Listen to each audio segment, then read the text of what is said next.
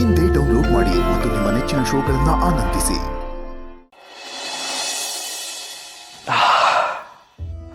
ಉಸಿರಾಡೋ ಗಾಳಿನೇ ತೆಳ್ಳಗೈತಿ ಅನಿಸ್ತೈತೆ. ಸ್ವಲ್ಪ ಅಕ್ಕಿ ಹಿಟ್ಟು ಕಲ್ಸಿ ಉಯ್ದ್ರೆ ಗಟ್ಟಿ ಆಗತ್ತಣ್ಣ. ಕೂಸೆ ಭಾರಿ ಹಚ್ಕೊಂಡ್ಬಿಟ್ಟಿದ್ಯಾ ನೀನು.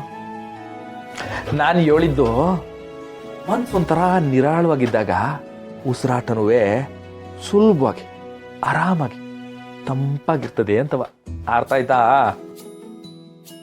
ಹೌದು ಮಾವ, ನಿಜ. ಅವರೆಲ್ಲ ನಮ್ಮ ರಾಣಿನ ಒಪ್ಕೊಂಡು ಹೋದ್ರು. ಇದೆಲ್ಲ ನೆನ್ಸ್ಕೊಳ್ತಿದ್ರೆ ಒಂಥರ ನಿಟ್ಟುಸಿರು ಬಿಡಬೇಕು ಅಂತ ಅನ್ಸುತ್ತೆ. ಎಲ್ಲ ಬೇಗ ಆಗೋಗ್ತಿದೆ.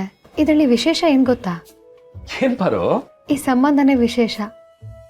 ನಾವ್ಯಾರೂ ಅಂದ್ಕೊಂಡೇ ಇರಲಿಲ್ಲ. ಎಲ್ಲ ಆಗೋಯ್ತು. ಮೊದಲು ನಮಗೆ ಮಾಸ್ತಿಕೊಪ್ಲು ಮನೆ ಅಂದ್ರೆ ಕೋಪ ಬರೋದು. ಆ ನಾಗೇಗೌಡ ಸೋಮೇಗೌಡ ಅವ್ರ ಕೆಟ್ಟ ಬುದ್ಧಿ ನೆನ್ಸ್ಕೊಂಡ್ರೆ ಅಸಹ್ಯ ಅನ್ಸೋದು. ಆದರೆ ಈಗ ನೋಡು, ಅವ್ರ ಜೊತೆನೆ ಸಂಬಂಧ ಬೆಳೆಸ್ತಿದ್ದೇವೆ.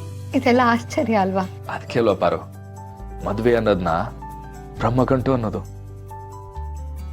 ರಾತ್ರಿ 10 ಗಂಟೆಗೆ ಬರುತ್ತಲ್ಲ ಅದ ಅಣ್ಣ? ಲೇ ರಮ್ಯಾ, ನಿನ್ಗೆ ಒಂದ್ ಬುಕ್ ಕೊಟ್ಟು ಕೂರಿಸ್ಬೇಕಿತ್ತು. ಅವಾಗಿಂದ ಜೋಕ್ ಕ್ರಾಕ್ ಮಾಡ್ತೀರಲ್ಲ ಜೋಕು. ಅಯ್ಯೋ ಸುಮ್ಕಿರಕ್ಕ, ಪಾಪ ಮಾಡ್ಲಿ ಬಿಡು. ಓಹೋ, ಏನ್ ಮೇಡಮ್ ಫುಲ್ ಖುಷಿಯಾಗಿದ್ದೀರಾ? ಆ ದೇವ್ರೆ ಹಿಂಗೆಲ್ಲ ಹಣೆ ಬರ ಬರೀತಾನಲ್ವಾ ಮಾವ. ಒಂದು ಹೊಸ ಸಂಬಂಧ ಹುಡ್ಕೊಳ್ಳೋದು ಒಂಥರ ಆಕಸ್ಮಿಕನೇ. ನಾಗೇಗೌಡ್ರು ಸೋಮೇಗೌಡ್ರು ಎಷ್ಟು ಕೆಟ್ಟವ್ರು ಅಂತ ಗೊತ್ತಿದ್ರು ನಮ್ಮ ಮನುಗೌಡ್ರು ಎಷ್ಟು ಒಳ್ಳೆಯವ್ರಲ್ವಾ? ಅಲ್ಲ, ಅವ್ರ ಮನೇಲಿರೋ ಕೆಟ್ಟ ವ್ಯಕ್ತಿಗಳನ್ನೆಲ್ಲ ಹೇಗೆ ಕಂಟ್ರೋಲಲ್ಲಿ ಇಟ್ಕೊಂಡಿದ್ದಾರೆ. ಅವ್ರಿದ್ದಾರೆ ಅನ್ನೋದೇ ನಮ್ಮ ರಾಣಿನ ಮದುವೆ ಮಾಡ್ಕೊಡೋದಕ್ಕೆ ಒಂದು ಧೈರ್ಯ. ನಿಜ, ನಾನು ಅದನ್ನೇ ಯೋಚನೆ ಮಾಡ್ತಿದ್ದೆ. ಆಶ್ಚರ್ಯ ಅನಿಸ್ತು.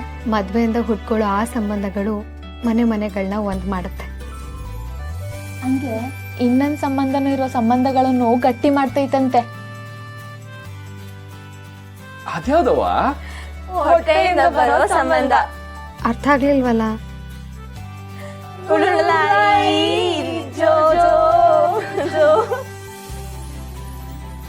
ನಮ್ಮ ಅತ್ತೆ ಹೊಟ್ಟೆಯಲ್ಲಿ ಹುಟ್ಟು ಬರೋ ಪಾಪು ಸಂಬಂಧ. ನಮ್ಮ ಮನೆ ದೀಪ ಅಣ್ಣಯ್ಯ, ನಮ್ಮೊಡಲ ಜೀವ ಅಣ್ಣಯ್ಯ.